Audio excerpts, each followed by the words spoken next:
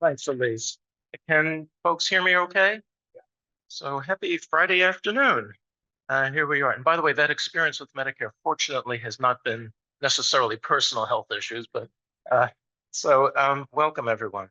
I'll turn it up. Thank you.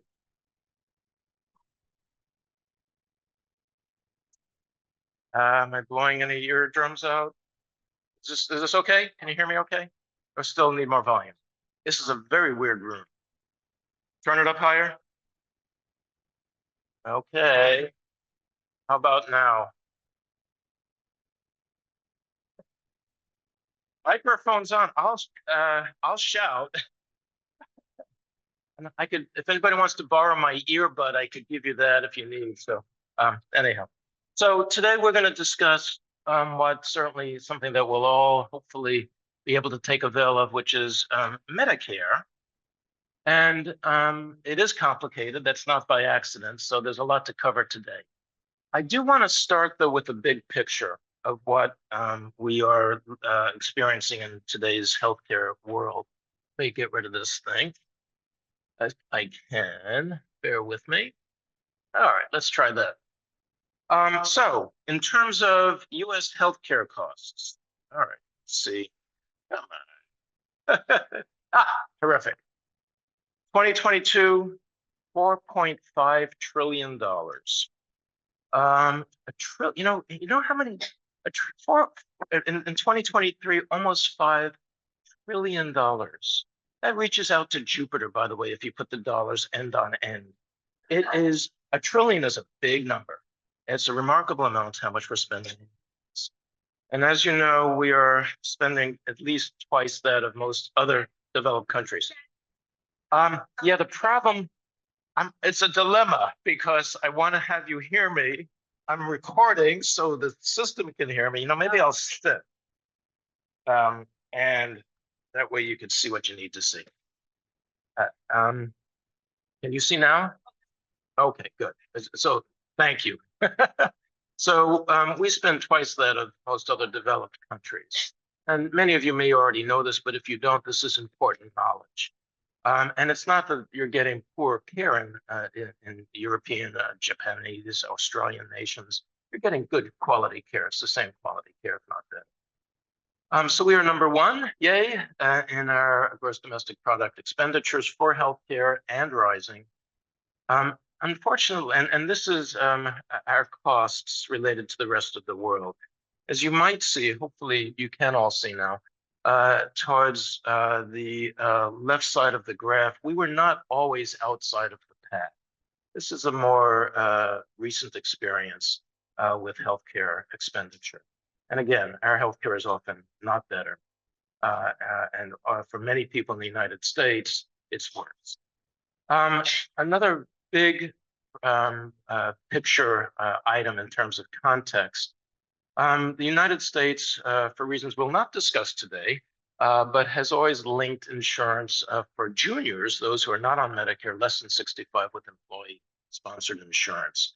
And the majority of Americans, 150 million, are receiving employee-sponsored insurance. Those who are not, who are have less income or do not have work-related benefits, may be receiving Medicaid. Their children may be receiving the Children's Health Insurance Plan.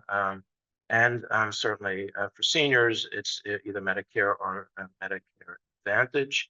Again, many younger folks who cannot afford or do not have avail of employee-sponsored insurance now have the ACA, be the marketplace. A small percentage of Americans actually pay for their own indemnity insurance. Certainly many veterans, which is 5% of the population, have health insurance through the VA system.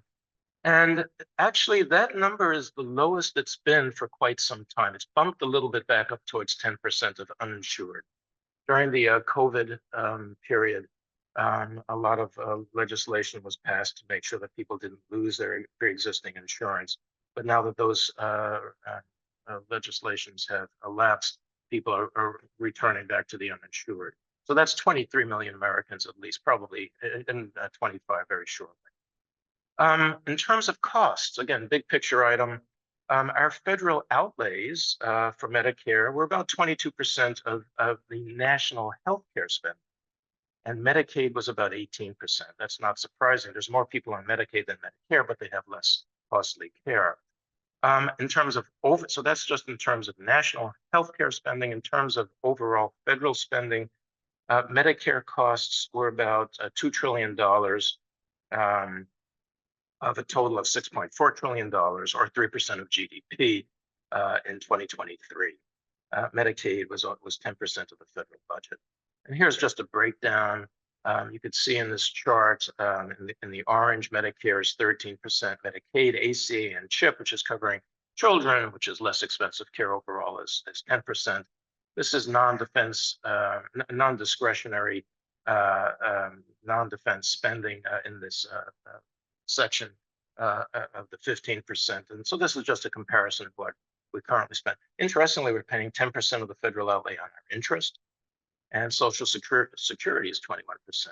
So just in terms of how this relates.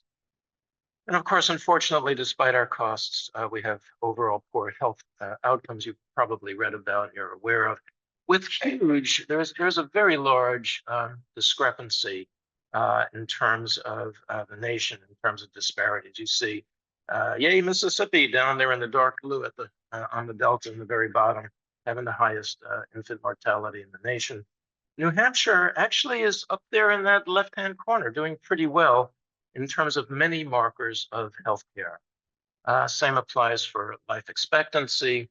Again, the major determinant of your life expectancy and your health outcomes is your zip code. That's unlike most other countries on Earth.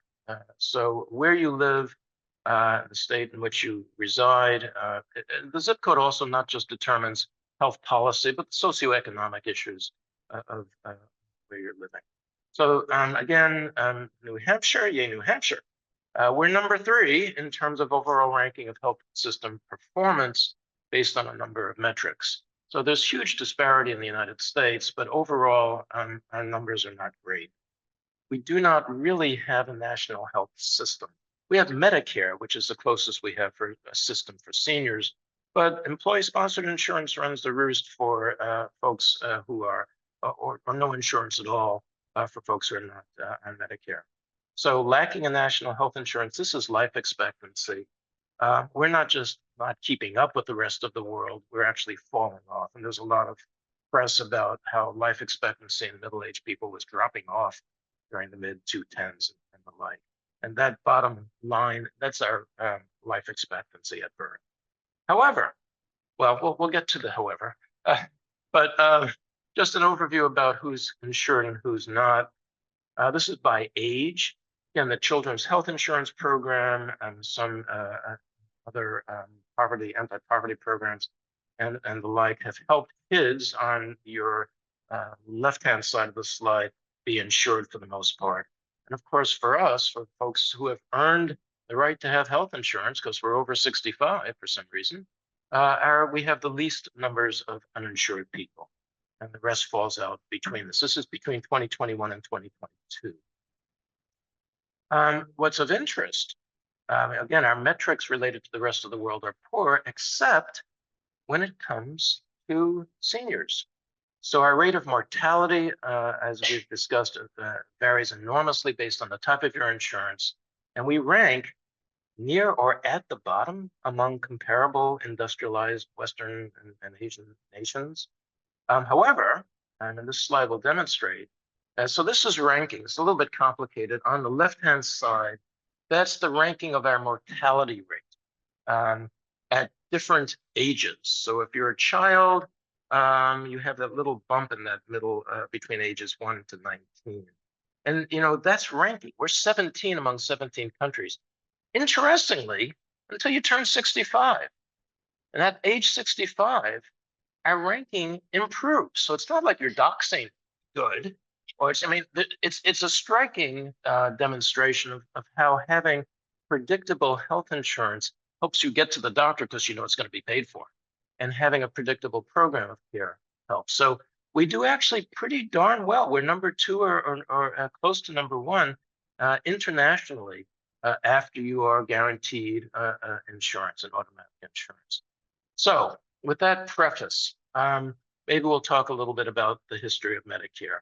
So as many of us know, the 1950s entailed a booming post-war economy. Employee-sponsored insurance grew very rapidly in the 1950s. By the way, I pruned those slides. The United States linked healthcare with employment during World War II. And just briefly, because believe it or not, there were price controls when inflation was striking the nation. During the Great War, during World War II, the government was pouring tons of money into the economy, into industry to build tanks and jeeps and airplanes. And there weren't that many workers because soldiers went overseas. 10 million Americans were serving in the war. So it was a smaller pool of employees that the industries were competing for. We had this huge inflation because those folks who were working in the States didn't have access to enough goods. There was rationing. Goods were hard to come by during the war. So this is a great formula for inflation. The government made a number of different efforts to accomplish this, but what they decided to do was say, look, we're going to put wage control into place because otherwise we're going to be like the Weimar Republic of Germany. We're going to have walking around with wheelbarrows full of money. They were able to put wage controls and price controls, but in doing so, industry squawked, how do I hire somebody? He said, look, you can give health benefits as a tax deductible benefit. We're not going to put that under wage controls. We're not going to consider it part of wages. So interestingly, during the war, people started, before the war, 10% of people had actually health insurance. It wasn't that necessary in the 1920s and 30s. It became more necessary in the modern age.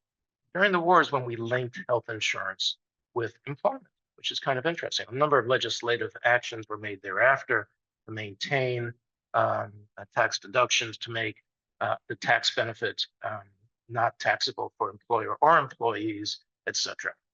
So the war ended. Americans came back from overseas. There was enormous growth among the big three auto, U.S. Steel, GM, AT&T. And at that juncture, employers and labor both liked employee-sponsored insurance. Of interest at the time, and many of you might remember, the vast majority of people in America had a nonprofit healthcare program called Blue Cross Blue Shield.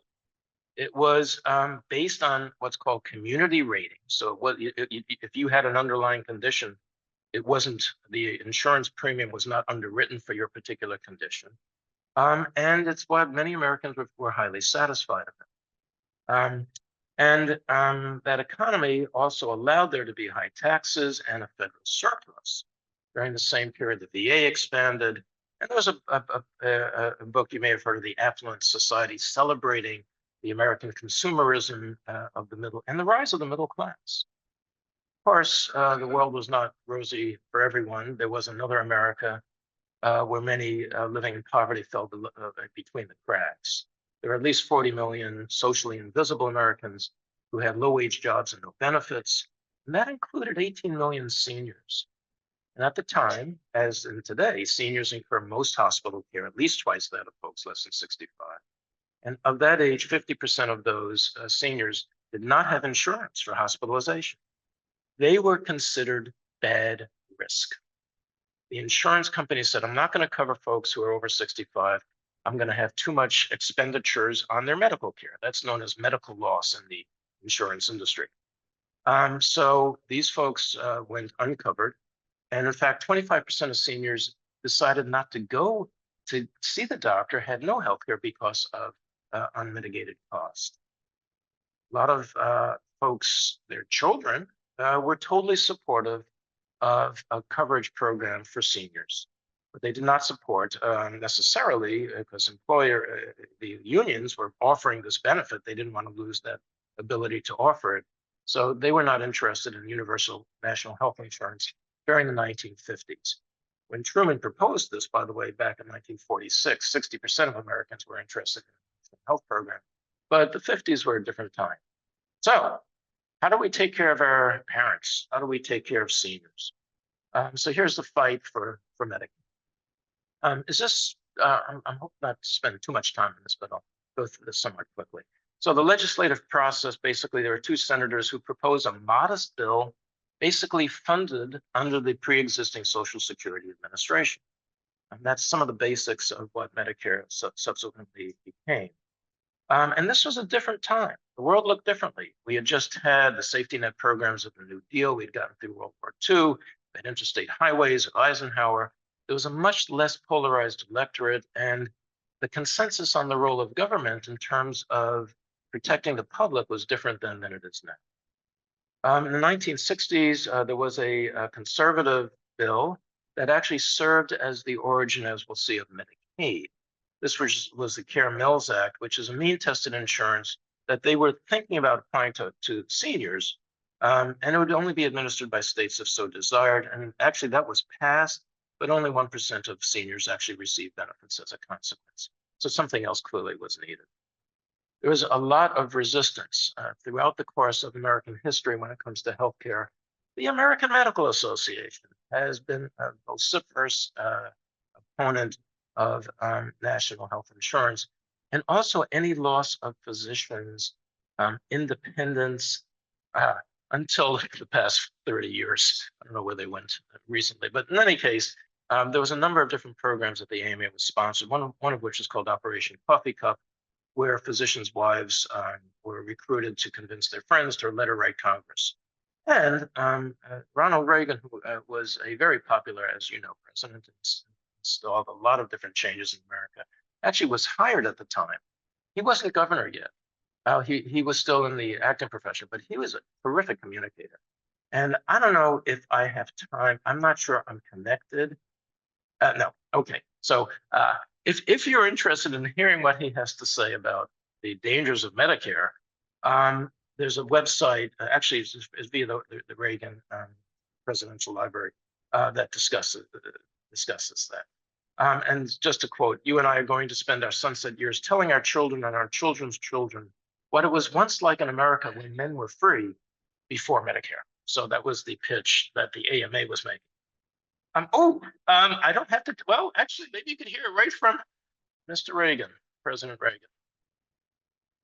No, I'm hearing it. You're not hearing it, are you? Okay. Well, so much for that.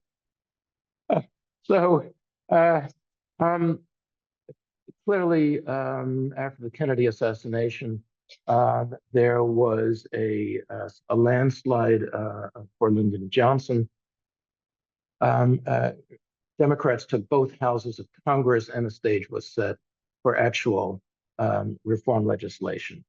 And what does Medicare look like? Much of what we are seeing 59 years later has to do with the legislation written in 1964. And not enough reform has been made to change that.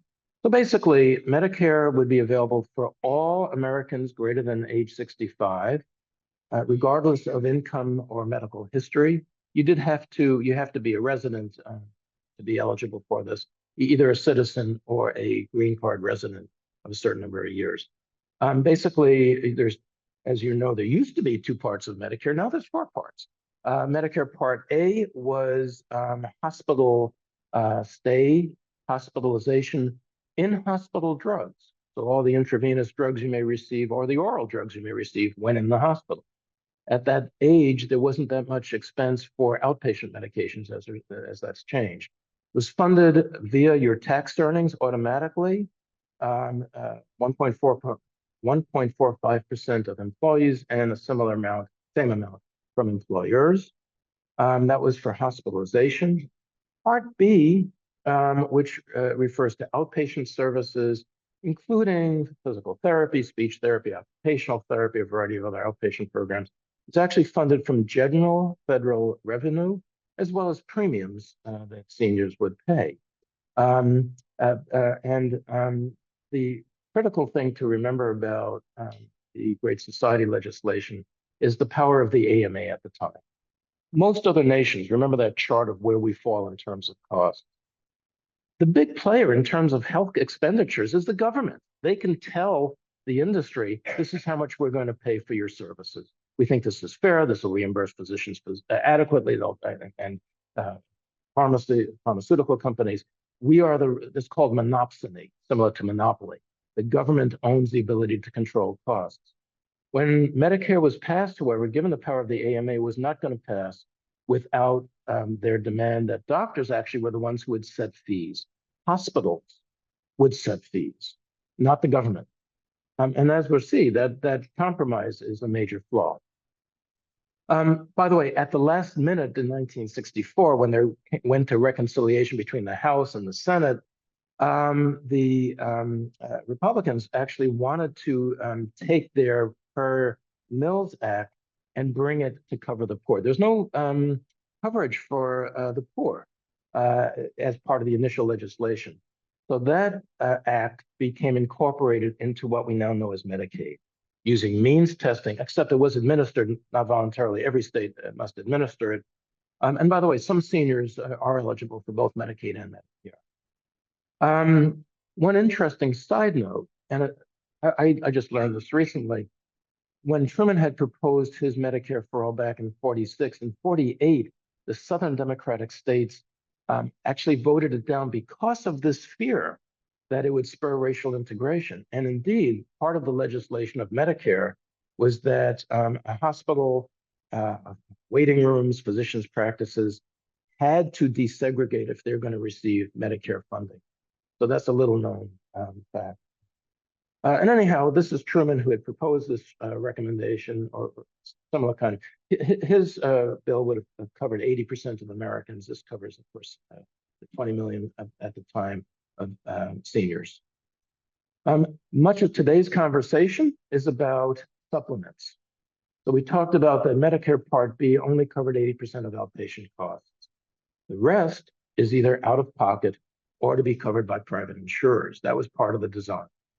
And again, it became very complicated. You know, there are increasing numerous plans, each very extremely different, no standardization, and a lot of confusion, inability to compare one plan to another. So in 1990, there was legislation that required all Medigap policies to conform to one of 10 standardized benefits. Many in this room know plans A through N, which is still ridiculously complicated.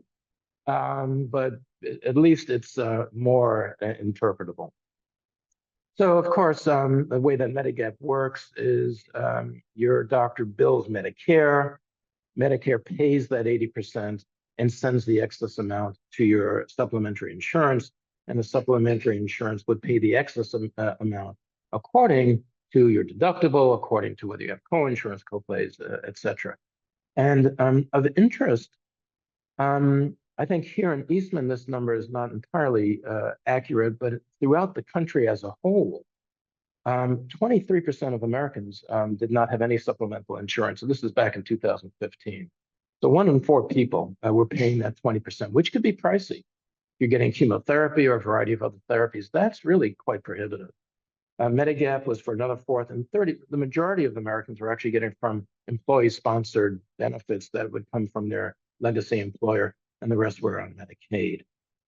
So again, back in 2016, this is a percentage of people who had Medigap, 33% in New Hampshire. That's the typical supplemental insurance. So what are some good things that have happened? Well, you know, it's interesting. Back in 65, they were not using computers to enroll, 19 million seniors. It was done on paper. Good God. How many of you remember how they unveiled the ACA on computer? Boy, was that a mess. So they were able to get, within 11 months, 19 million seniors enrolled. Later on, as medicine advanced, end-stage renal disease, in which people need to survive via dialysis, was imported into Medicare. By the way, children as well as seniors. So if you're on dialysis or you have end-stage renal disease, you're covered by Medicare. And again, chiropractic was added. There were additional benefits to various outpatient services. Then, as now, Medicare is highly efficient. There's no profit, there's no overhead, there's no bank of utilization review nurses or prior auths. The benefits are clear cut. It's fairly simple to administer. So the overall administrative costs are about 2 to 3% for Medicare. The rest of that, that's 97%, is going to health. Now, some of it may be wasted going to health, but still it's going to it's a health dollar. The other benefits of Medicare, of course, it's universal and it's relatively automatic. If you're receiving Social Security, you're going to be getting Medicare. And it's nice in terms of the hassle of applying for an insurance. Different, of course, with supplement. As I mentioned, the benefits are defined. What is defined as what the doctor and medical groups and advisory groups feel is reasonable and necessary services. And they're predictably covered. There is some variation locally from region to region based on whether they'll cover one particular procedure or not to an extent, but the major health procedures are covered. And for the most part, it has enabled healthcare to be more affordable, and it's also more equitable. The guaranteed issue that we received when we first applied to Medicare is based on community rating, that is the entire pool of Medicare applicants, many of whom are healthy and some of whom are not, but which brings down the cost of care for everyone. And of course, there's no exclusion of pre-existing conditions, so it's efficient. What are some of the flaws? Well, we talked about how doctors were the ones who set the fees. And what happened between 66 and 72 is Medicare costs doubled because of unregulated costs. What was happening is hospitals were getting paid per diem. So if you had a patient in the hospital, no matter what you were doing for them, you would get paid per day on a set rate, like going to a hotel. So you used to, if you're going to get a barium enema, they weren't doing colonoscopies at the time. They would do what we used to call the bowel run of the stars. You'd get hospitalized for 5 days while they cleaned out your colon, and then you'd get your barium enema and go home. The hospital loved it because they're getting paid on a daily basis. So there's an incentive, obviously, to increase hospital beds, and also it resulted in increased payments. There are very little restraints. Because the AMA resisted listing of fees, there wasn't much transparency or organized price controls. Well, the government had to do something. So in '83, there's something called diagnosis-related groups, which basically they said, the heck with that. We're not going to pay you per diem. We're going to pay you based on what we're paying for, which is a medical problem. So if you have a heart attack, or if you have a stroke, or if you have a bleeding ulcer, this will be considered a illness for which there's a bundle of care payment. This is how much an average hospital needs to take care of in managing that particular illness. It's a single paid lump sum. Guess what? Hospitals slash the length of stay. What a surprise. The downside, and America has some of the fewest hospital beds, believe it or not, in the world. Because they were decreasing hospital stay, they're also decreasing the number of hospitals throughout the hospital beds throughout the country.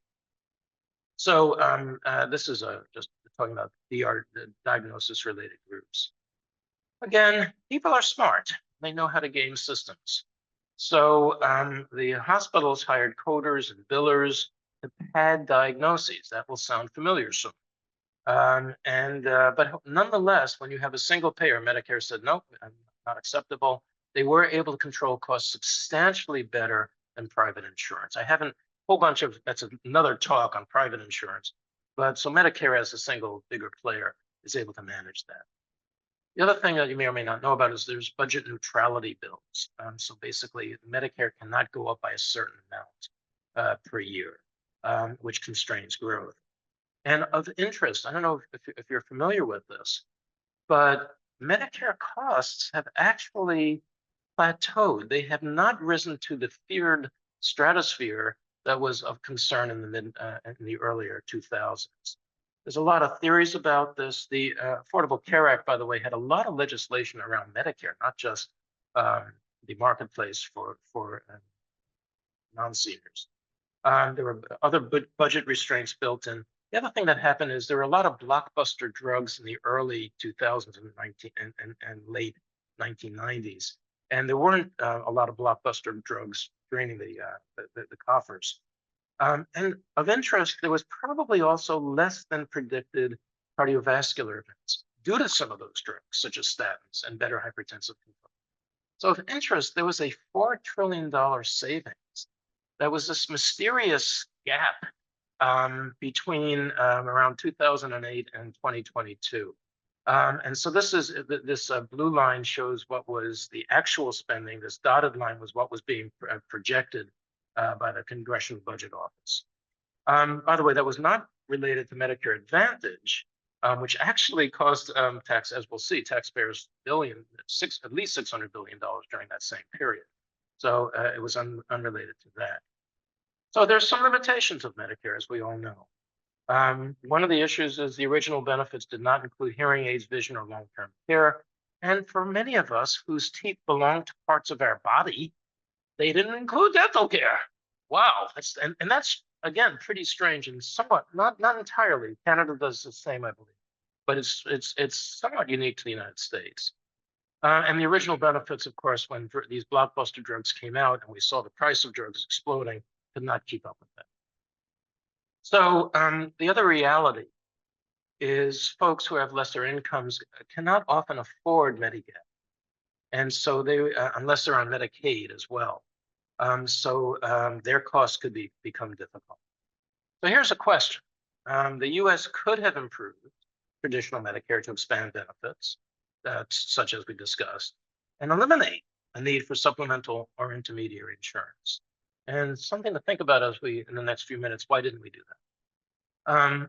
So the path to privatization. Any questions on history or stuff we've been talking about? Yeah, should keep going. All right. So, how many of you remember the 1970s? Stagflation. There was a variety of processes going on, one of which was the oil shortage, and which really threw a monkey wrench into the economy. So there were rising healthcare costs as well. And we entered a recession. And it's so quaint to think about what people used to do. Nixon enacted wage and price freezes. That seems like anathema in the current world. But again, it was felt to be necessary to prevent runaway inflation. During this time, with rising healthcare costs, both sides of the aisle were coming up with serious ideas for some kind of national health insurance to be enacted. And there was a wide degree of competing plans. A little thing happened called Watergate, and those hopes for a national health plan was extinguished. What happened instead is kind of interesting. How many of you have heard of Kaiser or the health plan? Right. So Kaiser in the 70s particularly was a very successful staff model health maintenance organization. This was actually founded during the late 30s when Kaiser Industries was hiring thousands of folks to build ships and build the Grand Coulee Dam and all these huge WWW plans during the Depression. World War II happened. Kaiser put its employees to build those ships and those tanks, et cetera. And they had to have healthcare. They decided to have a capitated program. That's the origin of the Kaiser health plans and the origin of health maintenance organizations. And they're very successful. They kept costs down and people liked them. It was high quality care. In fact, the origins of family medicine came from California because they realized they had to cover not just the employee, but their families. They figured, how can we do preventative care for a family? A lot of preventative measures had their origins actually in these nonprofit health maintenance organizations. Well, so in the 1970s, they had a good reputation, and there was this idea to provide efficient and less expensive care by passing the HMO Act of '73. And this was a grant by the Health and Human Services to nonprofit HMO startups. They had to be community-based, and they did require that any employer who had more than 25 employees had to at least offer that option if it was available. I don't know how many of you have heard of Matthew Thornton Health Plan in the U.S. in New Hampshire. So this is Jim Squires, who is a general surgeon, actually a state rep for a time. He implemented with an infectious disease doc in southern New Hampshire where I'd worked when I was a starry-eyed idolist coming out of residency. I worked in this staff model HMO plan. They implemented the first in the state to do diabetic education to hire nurse practitioners and PAs.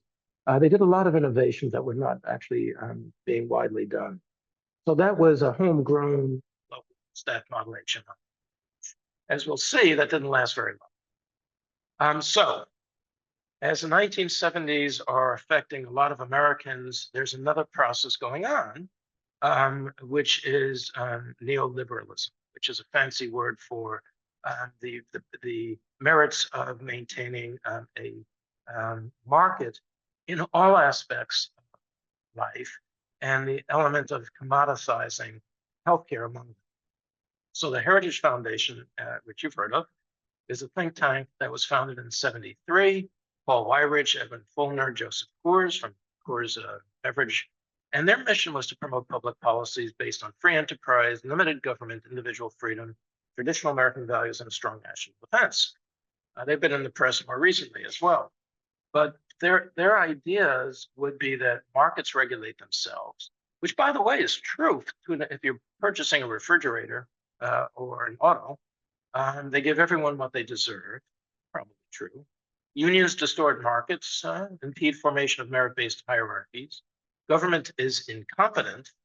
Taxes and regulations should be cut. Public services should be privatized. And seeking equality is counterproductive and morally. So these are the stated, well, and you know, and you could look at these in a lot of different ways. This is Milton Friedman, who is an economist who actually decided to revert himself on this statement. But what he said at the time in '62 was, few trends so thoroughly undermine the foundations of our free society as the acceptance by corporate officials of a social responsibility other than to make as much money for their shareholders as possible. And by the way, that sort of makes sense. That's a fiduciary responsibility of a for-profit CEO. If your business, your mission statement is to make a profit, that's totally understandable. And I would agree with that. The question is, does it apply to public good or healthcare? So as you remember, when Reagan was running for office, he had this terrific quote, the most terrifying words in the English language, I'm from the government and I'm here to help. You might remember that. So privatization was part of that process. So in answering that question, what we're going to see is there was an element of fear and pessimism of government expansion that developed, and unwarranted optimism in the free market and its innovations to promote a decrease in cost and improve the quality of health. So on the heels of this faltering economy that Americans suffered in the 1970s, there was a decline in public interest policy. And they used to have something called certificate of needs. I'm not sure how many of you heard that. So for a hospital to open up a new MRI or to do a cath lab, it would have to be approved by an overall agency that was actually a system to provide, this hospital does the mammograms and the breast biopsies, this hospital does the cardiac caths, so people are not duplicating and racketing up prices. Prices went up, not down when those went away.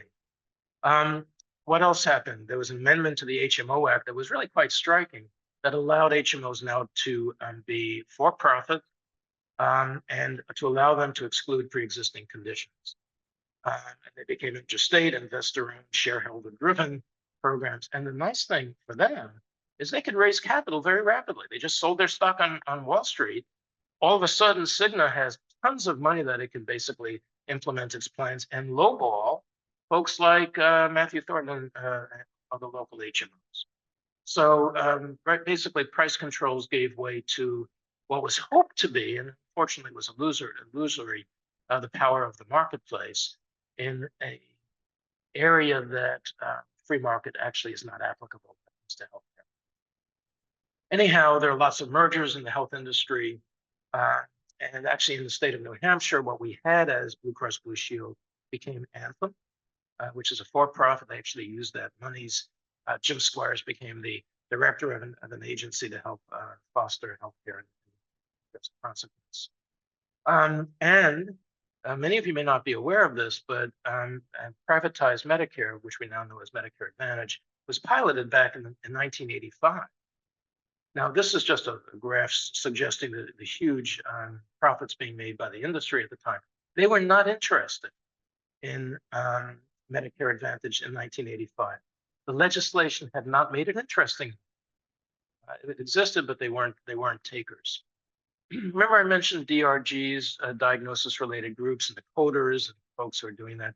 Well, the other thing that happened with the explosion of managed care organizations was now denial of services prior authorization. You had to get it approved. And so you needed banks of utilization review nurses to basically see if this CT scan your CAT scan is going to be covered or not. So this is a pretty striking graph. This shows the number of physicians in yellow at the bottom between 1970 and 2017. And above that is the number of administrators, managers. It is not trivial. And if you wonder where your healthcare dollar is going, wonder no more. So in terms of administrative waste, and there are many studies looking at this. This is unique, again, to the US because of the way that we do things. As a physician, I can tell you firsthand, this is a reality. If I have an office practice, every time a patient needs a CAT scan, I need to have that, and if they have an employee-sponsored managed care organization, HMO essentially, that needs a prior authorization. They could show up in the radiology department, but it ain't going to be paid for. They have to have it approved. So that's going to an administrator from my office to the insurance company. Guess what? My patients might have 10, 15 different insurance companies. So if this patient needs a CAT scan, it goes to that insurance company. If this patient needs it, it goes to that insurance company. It gets processed by the utilization review nurses. It comes back to us. By the way, that's also true for hospitals. If the employee-sponsored insurance is paying for that CAT scan in the hospital, there's the same process going, which is striking. Same thing for drug approvals.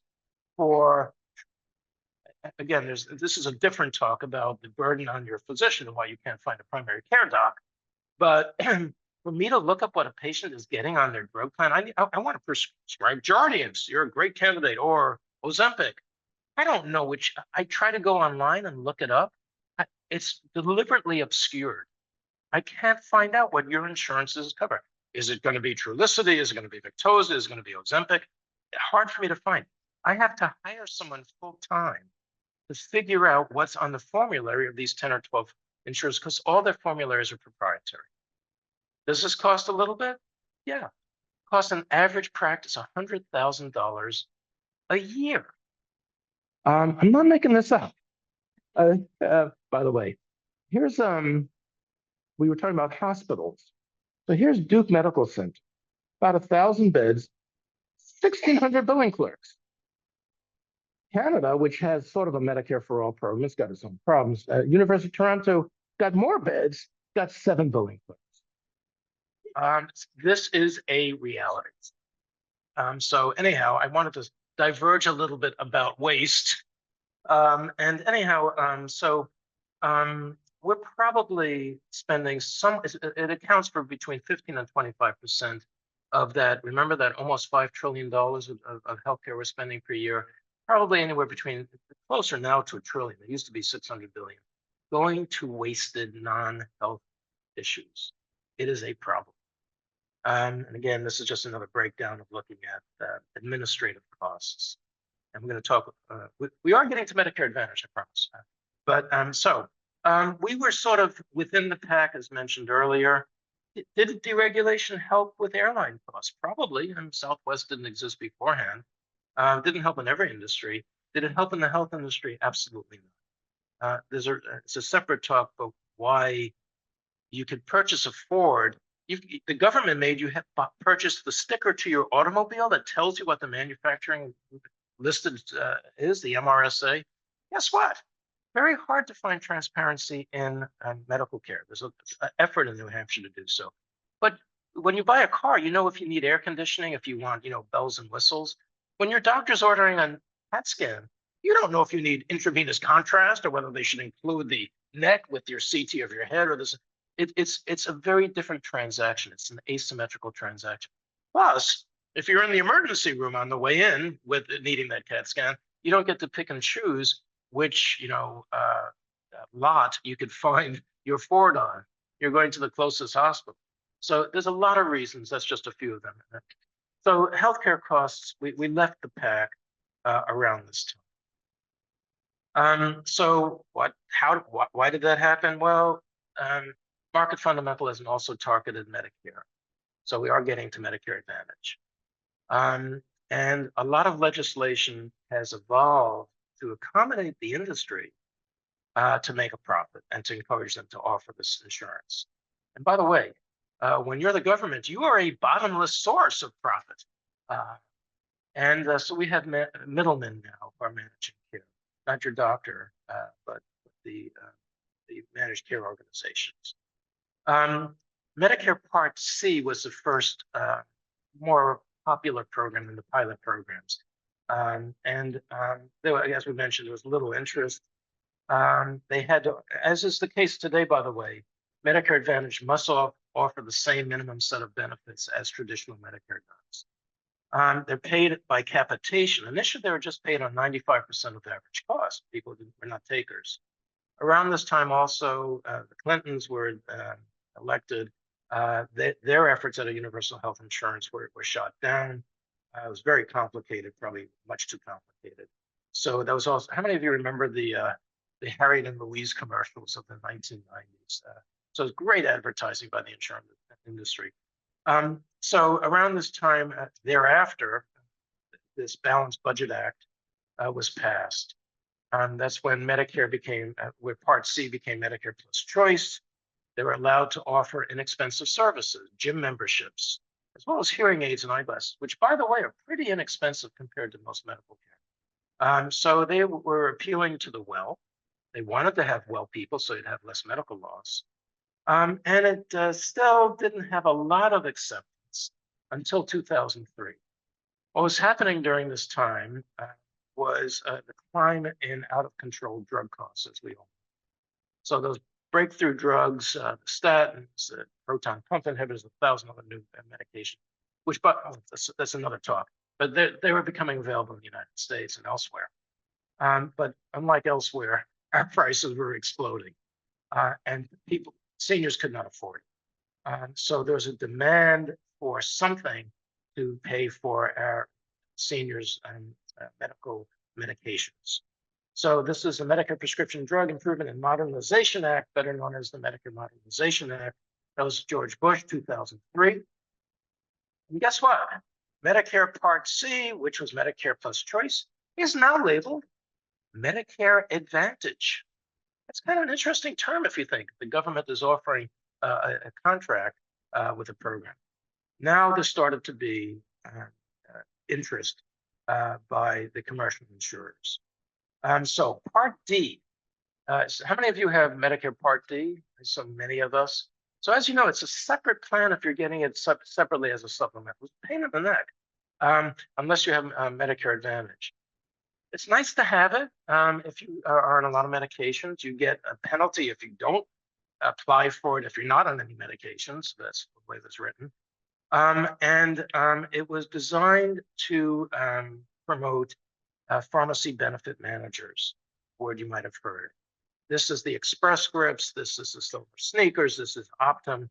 These are the middlemen who negotiate prices with the pharmaceutical manufacturers on the behalf of the companies, the insurers that are paying for your Medicare Part D or Medicare Advantage. So they're middlemen for the middlemen. They have rebates, which is hidden to us. They're totally not transparent. They're making deals with a brand company. Oh, you want to offer your brand with this other generic? I'm going to actually, you pay, I'll pay you.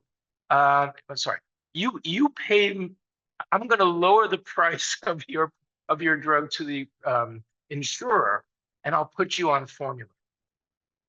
But they get to keep the difference. So they're getting a difference between the prices of the brand is supposed to be and what you're actually being paid for by your insurer. You've heard of rebates. It's a pretty remarkable process. And this was unnecessarily complex. They talked about the donut hole, and each plan, of course, has its own formularies and deductibles. By the way, most other nations and Medicaid, most states and the Veterans Administration Hospital all have standardized formulas because they can negotiate. They can get the best price for Ozempic versus Trulicity versus Victoza versus whatnot. So I'm going to go with you guys. It's going to keep down costs. And so every Medicaid patient in New Hampshire will get Ozempic if they need this particular product. The VA, every veteran will get this. And there's wiggle room if there's problems. But that's not how Medicare Part D was written. It was written specifically such that there cannot be negotiation with drug makers between Medicare and the pharmaceutical industry. Plus, those negotiations were mandated and allowed to be non-public between the rebates and the other problems. You know who was instrumental? Who was the lobbyist writing that legislation? Well, yes, this guy from Big Pharma. This is Alex Azar. He was the CEO of Lilly at the time. And actually, he became the Secretary of Health and Human Services. So what revolving door? But anyhow, so other things that were happening around this time. I'm aware of it as a physician. I don't know how much the lay public is aware of how much corporatization has happened in healthcare. We're going to talk a little bit about that. It's pretty remarkable. So these nonprofit public good, programs, governmental insurers, all shifted to for-profit insurers. And again, Blue Cross Blue Shield going to Anthem is just an example of that. Blue Cross Blue Shield was community-based, based on, and also had community rating for the cost of its premiums based on that community. That shifted from that to interstate, multi-facility insurance corporations and hospitals. And right now, the Hospital Corporation of America is under negotiation with Catholic Medical Center in Manchester, you might know. That's a whole different story. Whether the Attorney General lets that go through or not, we shall see. But HCA owns already 3 hospitals in New Hampshire. The nursing homes, they used to be family run. They used to be locally run. And their interest was in the welfare of their patients. Interest changes when a profit motive becomes a part of the process. The other thing that happened was insurance entities were allowed to diversify. We do have a Federal Trade Commission and a Justice Department, but they decided to look the other way because we were hoping for the free market to serve us well. So Aetna Insurance, for instance, merged with Caremark. And then they bought CVS. CVS bought urgent care clinics. And here's some just slides. This consolidation of private ownership and the amount of money is going to the health insurance. This is, by the way, I am a true confession. I'm a member of Physicians for a National Health Program. I actually do not believe in socialized medicine, believe it or not. I'm more of an incrementalist, but this is a slide from Physicians National Health Program because I think it's worth knowing. Here's an example of what CVS Health owns today. Remember that they used to own pharmacies. They still do. They have about 10,000 locations. They own CVS Caremark. That's the pharmacy benefit manager. 103 million members. They are also the health insurer. And the FTC allowed them to buy Aetna, even though they were already owning these other components. And their doctors are working for them, as well as other programs. And again, there was a rare action that the Federal Trade Commission did prevent, even though they bought the insurer, they prevented them from purchasing the Medicare Part D element of Aetna. That's CVS. A strange decision they made. Here, many of you, of course, have heard of United Healthcare. This is a major, major player. This is one of the most profitable companies in Fortune 500 corporations. It owns 26 million premiums, insurance policies for employee-sponsored insurance, 19 million in Medicare Advantage programs, 5 million globally of private insurance, and that's just the insurer. They own Optum Health, which is the largest employer of physicians in the United States, of primary care docs. These folks, the doctors are working for an insurance company. They're under the same umbrella organization. If I'm working, and there may be pros and cons, but if I'm hired by Optum Health, there are some existing tensions between my gatekeeper responsibilities and the profit of the underlying company. That existed for all HMOs, by the way. That's not unique for a for-profit. But when you're hired by a company traded on Wall Street, those pressures are pretty great. And those ethical conflicts can be pretty significant. Steering patients to those places where the company is going to make money. They do consulting, analytics. They do, of course, they own the PBM. And how many of you heard about what happened with Change Healthcare? So Change Healthcare is a clearinghouse. Remember, there's these tons of insurers in the United States, tons of doctors' offices. When a doctor has a bill to be paid, this patient came in to see me for their annual, physical, whatever. I'm sending the bill to, I don't know, Cigna. Somebody has to clear that payment. Optum owns it, even though they're not the insurer. They manage it. Well, they got hacked back in February. Hospitals were not getting paid across the country because of what happened to this particular small group owned by this huge corporation. By the way, United Healthcare Group also owns banks. So that's kind of interesting. But anyhow, so if we look at overhead, we were talking about this a little bit earlier. There's Canada, 2% traditional Medicare, private insurers are over here. The plans that are offering Medicare Advantage have huge overhead. And United Healthcare tops them all at 18.5%. That's your health dollar into overhead. Just one other scary thing is now the role of private equity in purchasing physicians' practices. It is a wild west where profit meets healthcare.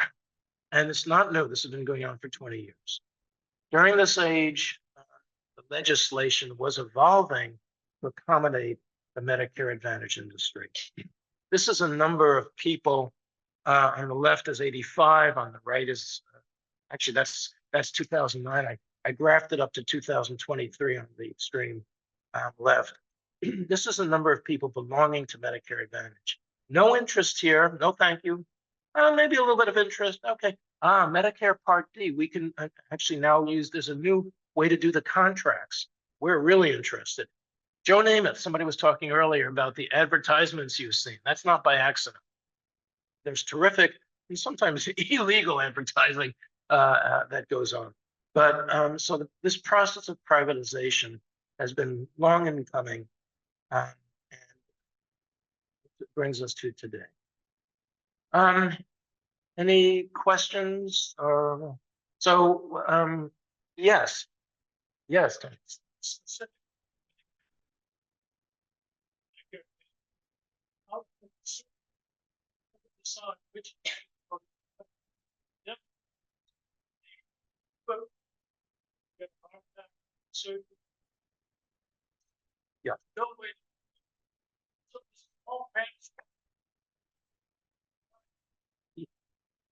I agree with what you said. It's very interesting.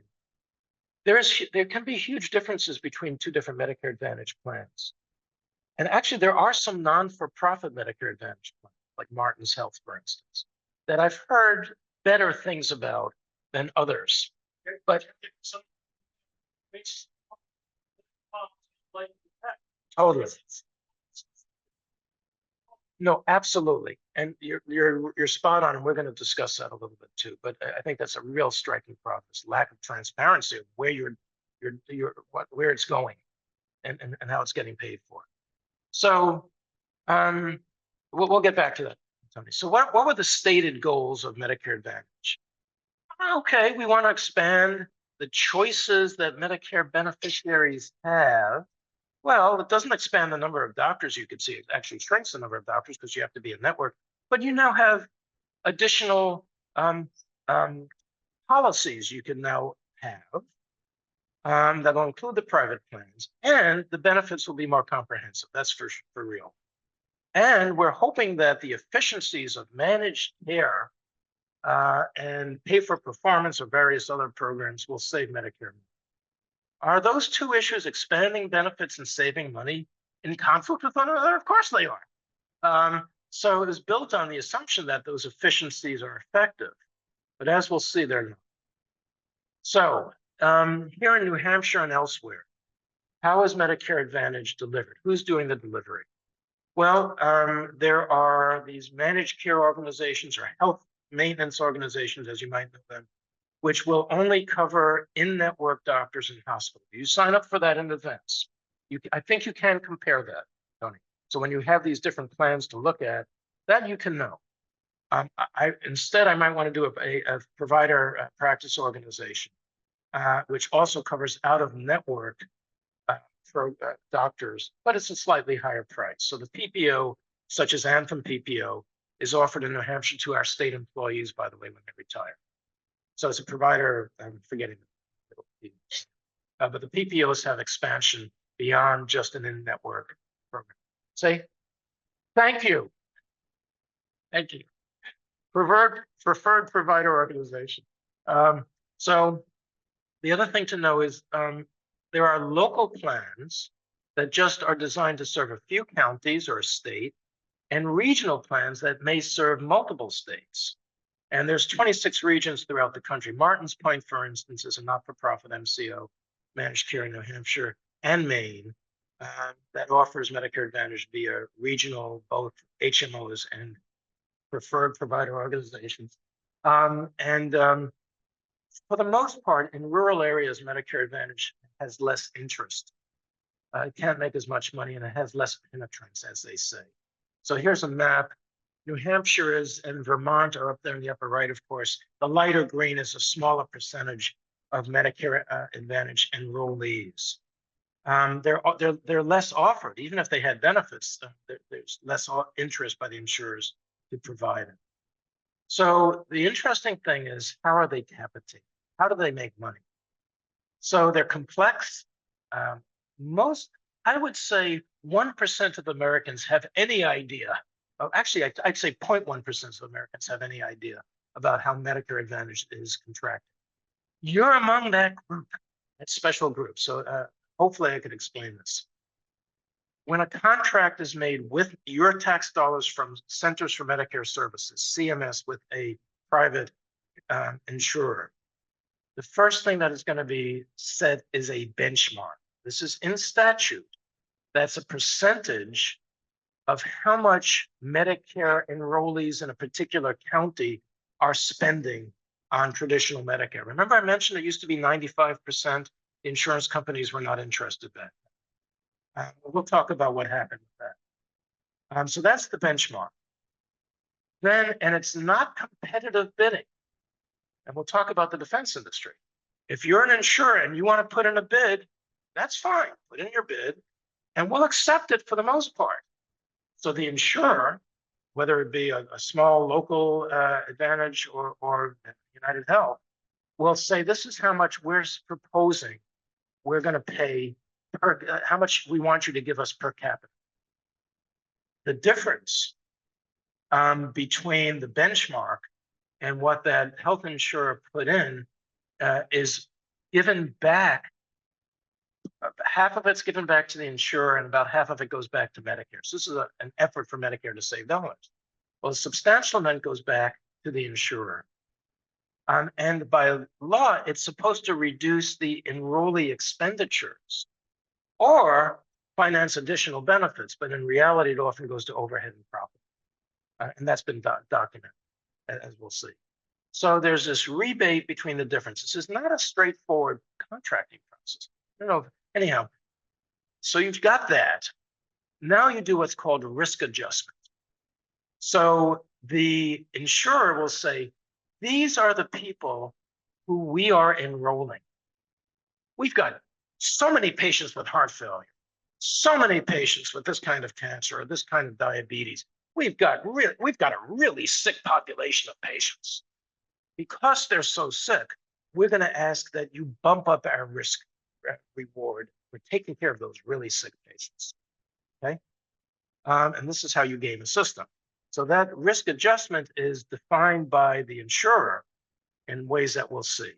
Lastly, there's a quality bonus based on what are called star ratings, which has issues in itself. So it's a little complicated. And of course, the risk is based on traditional Medicare patients. And as we'll see, if you're applying for Medicare Advantage, they're marketing to a weller population than traditional Medicare. They want to see folks who have less expenditures. So just to sort of reiterate in a different fashion, the plans must offer a set benefits equal to that of traditional Medicare. They're paid per member per month based on an average cost for traditional fee-for-service beneficiaries, that's called a benchmark, who are, for the most part, sicker than the patients enrolled in Medicare Advantage. You have a risk adjustment, which should be based on how prevalent disease is and demographics, socioeconomic risks and whatnot. However, the plans are designed to cherry pick the healthy, and as we'll see, lemon drop the unhealthy. So they put in their bid, they get a rebate if it comes in below benchmark, and they are responsible. It's a risk contract. If their bid is higher than that of the benchmark, the premiums that you have to pay to belong to that Medicare Advantage will pay the difference. Okay, this is complicated. Whoops, I'm falling apart here. Hey, do folks need a break? Or are we doing okay? Wow, you guys are good. My butt's a little sore. Sorry. Anyhow, so they essentially, I'm getting messages through my bud, so I've got to shut that off. So anyhow, the health maintenance organizations, Medicare Advantage games the system with cherry picking and lemon dropping. How do you lemon drop? Well, you want to make sure that initially they were making their profits by putting in formulary restrictions for the drugs that people who have serious disease need. If you have a serious disease, you need a particular medication, like heart failure, Entresto, or this or that. There's specific medicines. They make it impossible for you to get them. That's a formulary restriction. They're allowed to do that. And they will bump up cost sharing, but for specific issues, such as a skilled nursing facility stay, or a prolonged hospitalization, or a copay for physical therapy that comes to your house. You have traditional Medicare, you don't pay a copay. If you have Medicare Advantage, you do. So there's a variety of different ingenious techniques that the insurers use to get rid of the sick and create favorable selection. And in fact, Medicare Advantage plans receive at least 6% more per enrollee than the cost for the same health adjusted enrollee in traditional Medicare, even though you spend 25% less on care. So you pay more, but you get less care, essentially. Sorry to put it that way, but that's a general reality. More recently, they're gaming the system another way. The Advantage plans select those seniors who may have a medical condition on paper, but actually are not going to have any expenditures for what they're diagnosing on paper. How many of you have ever got a call from somebody saying, I'm a nurse, I want to come out to visit you at your home? How many of you have Medicare Advantage? So the Medicare Advantage plans, how many times did that nurse from Medicare Advantage come out to visit you? Every year. Do you know why they're coming out? They write a lot down. And by the way, I'm glad they're coming at least yearly. Many Medicare Advantage enrollees, they come once for the initial intake. They want to basically upcode any disorder that you might or might possibly have. Okay? Remember that risk adjustment? They're looking for a lot of different diagnoses. Not that you're ever going to need care for a potential diagnosis, but they could get more reimbursement for it. So that's what's been going on most recent.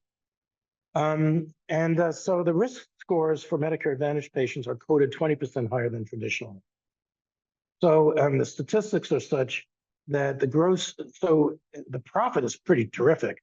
The profit per individual per year is $1,700. This fraudulent diagnostic upcoding we're just alluding to, claiming that enrollees are sicker than they are in reality. And by the way, those fraudulent upcodes resulted in about $17 billion of overcharges in 2021, and that's an underestimate. The other thing that's really wild is CMS has been very lax in clawing back those payments. So this is a few years ago. This is the New York Times, actually they had some Freedom of Information Acts to look at what the government was investigating, the Inspector General. And they found that, for instance, United Healthcare was overbilling. They were committing fraud by upcoding stuff that didn't exist. And that same fraud was being reported by employers of those companies. This is the overall companies that were accused of really fraudulent billing. More recently, in the Wall Street Journal, sorry?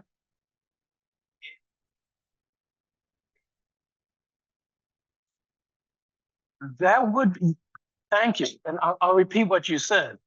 If you could find out what the nurse wrote down when they came to see you, that would be interesting reading. Totally, I agree with you. Have you ever done so? You've, I congratulate you. You should, that is really terrific that you were able to do that. Because, you know, it's interesting, the whole issue of how we get billings. Like when you go to Medicare and your doctors, you get all, if you're on traditional Medicare, you get all these forms that come back that says your doctor billed this much, this is how much Medicare paid. It's pretty transparent. It's not so transparent. It's interesting. That should be mandatory, what you just mentioned. Well, good.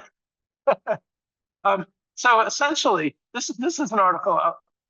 Yes, Larry.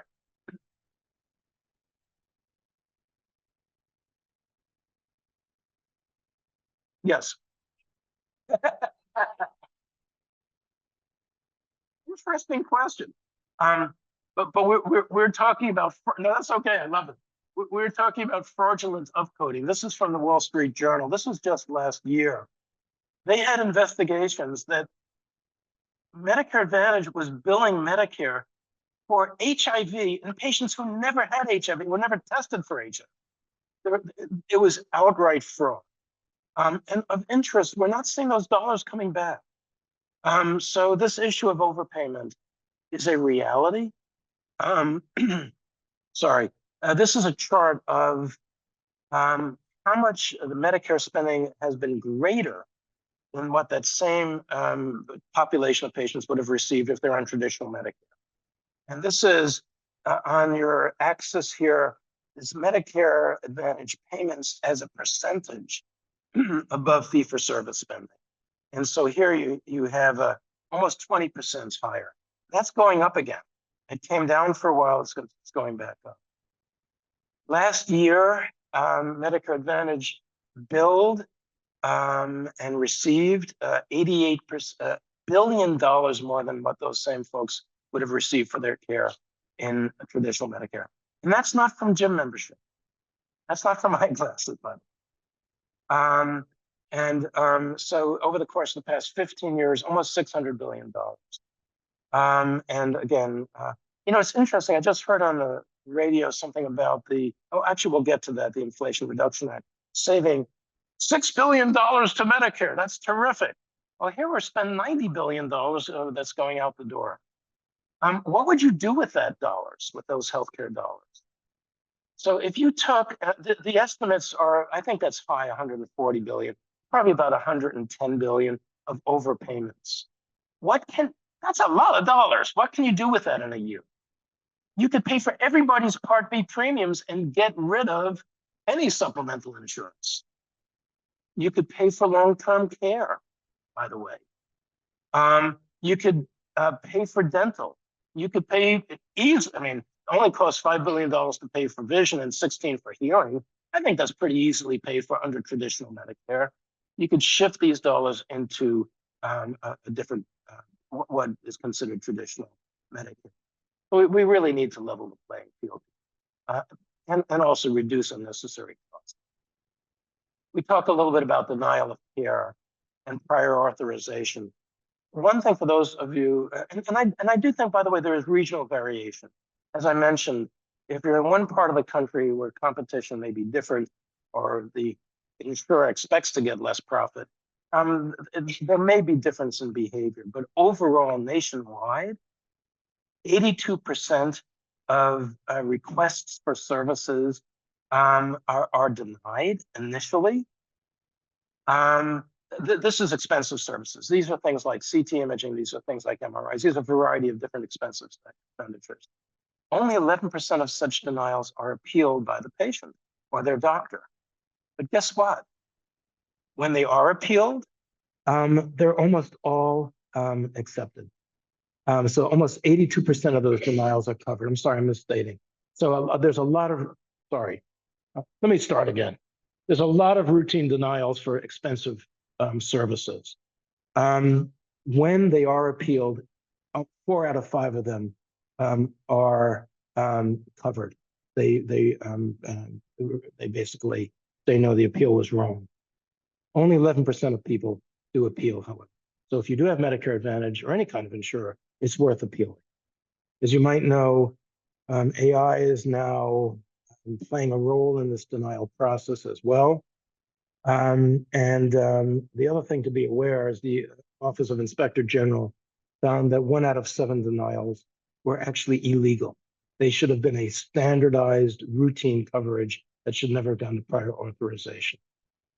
So there's a lot of stuff to be aware of. Restrictive networks. By the way, the other thing about when you do have Medicare Advantage in rural areas, 35% of enrollees are in plans that only cover 1/3 of the physicians in that county. That's a pretty striking number, and that includes specialists.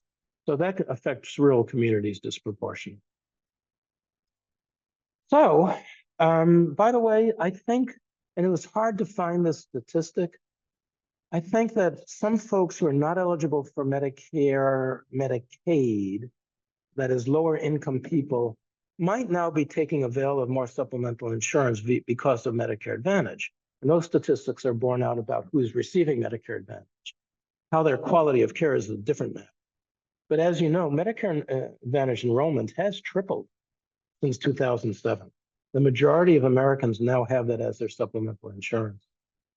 Unfortunately, the realities have been actually no savings and expensive costs and risks to solvency of the Medicare Trust Fund. And also of importance, healthcare outcomes are, and there are many studies on this, are not better if you have Medicare Advantage. And as our experience from the 1990s, I don't know how many of you remember the HMOs when we were working back then. I mean, there was an outrage about denial of services and pre-existing conditions. And if the United States health insurers are good at anything, it's making a profit. They are terrific at it between their marketing and a variety of other. So you could be sure that, unfortunately, we're going to see some uproar against Medicare Advantage in years to come because of some of these things.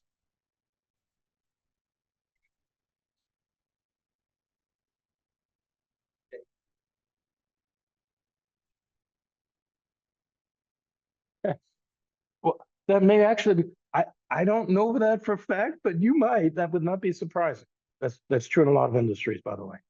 So as this fellow is Don Berwick. He used to be head of CMS years ago. He writes, if an ice cream firm can offer ice cream for free because of a subsidy, its market share is going to grow against firms that charge for the ice cream without the subsidy. And it's not because their ice cream is better, it's because it's free. So if you're not paying any premiums for Medicare Advantage, and if your income is making it impossible to do so, it ain't better ice cream. And that's what we're encountering right now. So as Tony was mentioning, due to restriction of care, a high percentage of those folks who develop medical problems actually are finding they cannot receive the care they need. If you have a particular cancer and you need to go out of network to Concord or to Boston, you're going to pay out of pocket. And there's just nothing you could do about that. If you're going to have a long rehab in a skilled nursing facility, you're going to be paying large amounts of coinsurance and actually copays and the like. So one of the problems that's arise is folks who find that they can't receive the care they need or it's expensive, try to leave Medicare Advantage for Medigap. And the legislation around Medigap is such, when all of us applied for Medicare, guaranteed issue, community rating. And when I turned 65 and I applied for Medicare, those plans A through N or whatever, no matter what my pre-existing medical problems were, I would be charged the same amount of that Part B premium. Medicare Part A is covered by my taxes for years, but this is Part B. So my premium is the same if I'd had multiple strokes or multiple medical problems or were totally healthy, because it's a large pool of community rated folks that averages out. Once you start developing multiple medical problems, however, and you're on Medicare Advantage for more than a year, if you try to get traditional health supplements, they're going to start to do underwriting based on those pre-existing conditions. So now you're going to be stuck. It's unaffordable or it's not offered. It's not available to you. They just said, no, no, no, you're too expensive. I can't make any money on you. Why would I offer it to you? I'm not required to. So the only time you have guaranteed issue is when you first apply, or if you have a particular problem. That this slide discusses in further detail. Basically, why do we have insurance? We have insurance because you can't, as an individual, predict the likelihood of having a medical catastrophe. One day you're well, and the next day you have a stroke. And your doctor hopefully can predict that to an extent. But as folks, we can't know. Or you have a cancer diagnosis that comes up. So risk pooling, basically by an insurance company, allows you to shift that risk of your personal financial loss to the third party. Again, Medicare Advantage brings in the healthy folks who have less risk. So there's a low entrance fee. But once you start to develop medical problems, there's a high maintenance. And by the way, this issue of guaranteed provision of healthcare when you switch off a supplemental and want to go to a different supplemental. That's true, by the way, between Medigap insurers as well as Medicare Advantage, just in general for the supplemental coverage, Medicare Advantage or supplementals. You can change that. It's in New Hampshire, you could write to your state rep or senator. There's 2 words you have to change. It's actually very easy for states to do this in terms of statute. 4 states have done this already. And basically Connecticut, Maine, Massachusetts, and New York require guaranteed issue protections for seniors, even if you've been on Medicare Advantage for a year or if you've been on a different. There's all sorts of implications of that, but it is doable. And I think hopefully we'll see some additional reform here. And these are the states that allow guaranteed issue. Does everybody know what this is pretty explanatory? Any questions on guaranteed issue? Are we still here? It's been a long talk, it's been a long afternoon. Well, let's get to the meat of another matter. How much out-of-pocket costs do we as an enrollee have? So you're not paying for the premium for Part B if you have Medicare Advantage. And you probably are paying very little for Part D. There's minimal fees for the Part D component, which is rolled in. So you do have to pay, by the way, a general kitty of $174 per month for the large, but not for the supplement. That's just for the 80% of Medicare Part B. But after you made a particular deductible, most people on Medicare Advantage have to pay a co-insurance for outpatient services. And those of you on Medicare Advantage, I'd love to hear your experiences as well. But typically, there's co-insurance for seeing the doctor, for physical therapy, and a variety of other services. And that also includes durable medical goods, like walkers, like your test strips if you have diabetes and the like. Now, by law, and this is more recent, Medicare Advantage plans must limit the enrollees' out-of-pocket expenses within network. So basically, they limit it to about $9,000 of out-of-pocket expenditures if you're an HMO, but that's only in network. You go out of network, you're on your own. You're way beyond that. If you're a preferred provider organization, it's $1,300. So, do Medicare Advantage enrollees pay less out of pocket than traditional Medicare? Yes, some do. If you're healthy, you require a few medications and rare services. And some of this is based on a recent study from the Annals of Internal Medicine. Basically, because of the way that things are structured with co-insurance, with co-pays, and out-of-network issues, if you have multiple medical problems, that cost sharing costs you the same or more than traditional Medicare. You're getting chemotherapy. There's no copay or co-insurance when you go in for chemotherapy. There is for Medicare Advantage, which is of interest, as an example. Again, there's drug costs. A lot of the drugs that you may be on available to you and be selected. So reform, is that possible in the world at large? Yes, it is possible. I mentioned the Inflation Reduction Act. which was this pushback against the initial legislation when Medicare Part D was passed in 2003. Basically, it changed the provision of an insulin and mandated a cap at $35 a month. And by the way, junior insurances are following suit because the pharmaceutical industry realized that the government was going to start making insulin if they didn't start doing it. So actually, that cap is now applied to junior insurances as well. The drug makers' rebates are fixed to inflation and need to be forwarded to enrollees.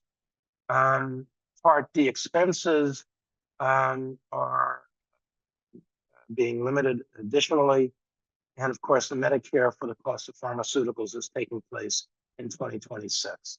So for the first time since it's been passed, Medicare will select from among the top 50 most expensive and clinically important drugs, those drugs that they think they could have the best clinical and financial benefits by negotiating.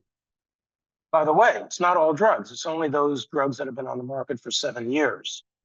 And so they've made a lot of their profit already, or 11 years if it's a biologic. And of interest, those drugs that Medicare negotiates around have to be on all formularies. So that's a good thing. They're now starting making uniform programs. Again, as I mentioned, in the news, they said, oh, we're going to save $6 billion per year with the Inflation Reduction Act and that negotiation process. That pales in comparison to the $88 billion a year that Medicare Advantage is getting from overpayments and its upcoding shenanigans. So remember, I'm not a broker. This is not a fiduciary relationship with you to recommend what you get as Medicare Part D, but in general, I would say that this is fairly accurate. Your Medigap, the non-Medicare Advantage plans, do have higher premiums, but they don't have copays. You have the freedom to choose doctors, and if I didn't mention it, you have freedom to choose doctors across the country. For a lot of snowbirds or a lot of people who are traveling in California or whatnot, that's an important issue. If I get into trouble out in California, my Medicare Advantage from New Hampshire is not going to cover it. It's out of network. You don't need referrals, but yeah, eyeglasses, vision, they're not covered.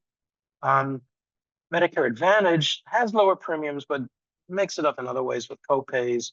You'll need referrals, and the emergency services only may be covered, and only in part, by the way. That's a whole nother issue if you're out of the area. This is basically the same. So how might you make these decisions? Medicare Advantage, if you're in good health, you don't have very many medical expenses, you don't have doctor preferences, and you want a plan that easily incorporates prescription drugs and some of these other bells and whistles. Supplemental Medigap is if you already have serious medical conditions, you have a preference for a particular doctor, you know you have out-of-state medical needs, and you don't mind applying for those separate insurance. So just as we're getting to the end, one of the things you may or may not know is this is really lucrative. The reason they're stocking, as far as I know, I don't have any stock, at least I'm not taking it individually, but they're doing great on Wall Street. But they're not doing great on Wall Street because of their traditional products. So here's United Healthcare, where it's getting its revenue these days. It's relatively flat for the employee-sponsored insurers. It's gone up like bandits for the managed care organization for Medicare Advantage. Medicaid is a different conversation, a different talk, but they're also doing okay on that.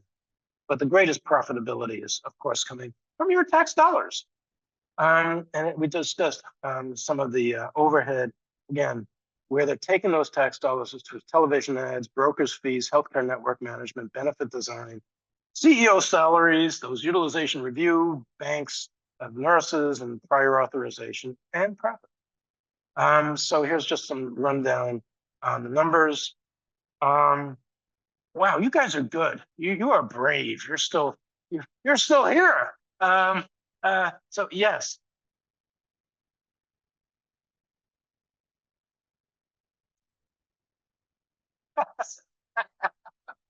Oh, well, good. Well, because this is way beyond usual break time. So This is basically just more iteration of profits. I would like to show you this, though. I don't know how many of you are from the defense industry. I don't know a lot about it. So that's terrific. I'd love to get your insights into this slide. I put this together the other night. So basically, somebody has a great idea for an airplane, for a jet. This is maybe the defense industry. Oh, we need a jet that does X, Y, and Z. They come up with a concept. They put out bids. They solicit bids. The industry will do competitive bidding. Lockheed goes up against Boeing and whatnot. We can make that F-500 do this, that, and the other thing. You can test it out on the field, see if it flies, and see what the price you can get for it. Okay, the government can't make these jets unless it's wartime. It's just too expensive. We're going to give the contract to Lockheed. You guys don't have any helium leaks in your space capsules or whatnot. And so terrific. When it comes to, and again, there are reforms being put into place for the military-industrial complex. As to the medical government insurance complex, I would summarize this as such. We need medical care. We had traditional Medicare. That taxes go to the government, Centers for Medicare and Medicaid Services, and pays for that care. We need that 20% covered. We'll have a supplemental insurer. There's something called MedPAC, which does the it's an independent advisory committee for Medicare. They're doing the oversight. Well, after enough legislation has been written, there's some things that we could do. Let's do Medicare Part D for drugs, benefit managers, rebates, no Medicare negotiation with foreign. That's terrific. So this had to come out of somebody's brilliant mind. We're going to make a lot of money in terms of the cost of your drugs. Oh, wow. Let's do some more legislation. And they're flying, by the way, that's a paper airplane with the proposals being flown to CMS. It's not a real jet. Okay, for-profit corporate managed care will administer Medicare. Let's call it Medicare Advantage. And let's put in some bells and whistles and have Joe Namath appeal to folks to sign up. Where's the oversight? I don't know what happened to that. But where's the dollars going? To the middleman, who's providing the insurance. And there's your medical care, where you now have all these denial of services, prior auths, et cetera. This is an exaggeration.